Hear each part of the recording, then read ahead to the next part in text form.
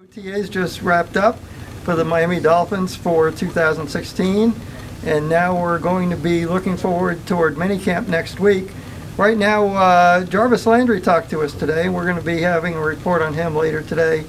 He talked a little bit about how much losing hurts for him. If you've ever seen this guy in the locker room after a loss, you can tell how much losing just eats at him. He also talked about work he's doing this offseason with Antonio Brown and, of course, his good buddy Odell Beckham Jr. And that's a little bit of his efforts toward getting even better. Adam Gase says that he's going to expect to see Jarvis Landry even better than what we've seen so far. And, of course, he was the co-MVP of the team last year. Andrew, what do you have cooking?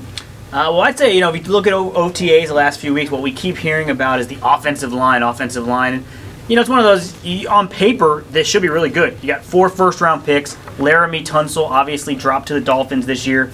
You're hearing things that should be one of the better offensive lines in the league. Look, believe it when you see it. They've given up more sacks than any offensive line since Ryan Tannehill has been here. But certainly there is reason for optimism if they stay healthy. Everyone seems to think this is a pretty good offensive line.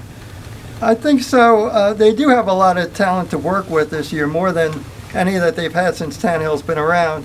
But let's not forget, it takes time for an offensive line to come together. They have to know what each guy is doing next to them.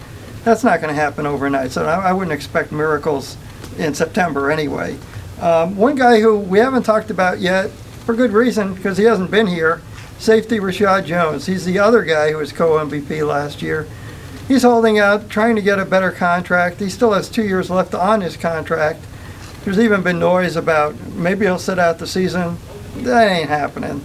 We'll see him here sooner or later, probably sooner. Maybe he'll miss a little bit of minicamp, who knows. Possibly a fraction of regular training camp. But let's get real. He's going to be here. Plus, you got to remember, too, if he sits out, even next week, mandatory minicamp, you're talking he loses $76,000. So, it's a gamble. He wants some more guaranteed money.